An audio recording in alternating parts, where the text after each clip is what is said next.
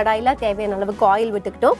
ஆயிலுக்கு அப்புறம் பிரிஞ்சி இலை, பட்டை, கிராம்பு, அன்னாசி பூ இதெல்லாம் போட்டு கொஞ்சம் அது வெடிச்சதுக்கப்புறம் நம்ம என்ன பண்ணோம் அப்படின்னா வெங்காயம், பச்சை மிளகா, தக்காளி இதெல்லாம் போட்டு கொஞ்சம் உப்பு அது வதங்கிறதுக்கு போட்டுக்கிட்டு நல்லா அது வதங்கினதுக்கப்புறம் நம்ம ரெடி பண்ணி வச்சுருந்த சீவி வச்சுருந்த பீட்ரூட் அண்ட் பட்டாணி அது ரெண்டுத்தையுமே ஆட் பண்ணோம். ஸோ பீட்ரூட் பட்டாணி நல்லா வெந்ததுக்கப்புறம் நம்ம மஞ்சத்தூள், மிளகாத்தூள், கரம் மசாலா அண்ட் இன்னும் எவ்வளோ உப்பு தேவையோ அதெல்லாம் ஆட் பண்ணிக்கிட்டு கொஞ்சம் வாட்டரையும் அது நல்லா வதங்கினதுக்கப்புறம் ஆட் பண்ணிக்கிட்டோம்.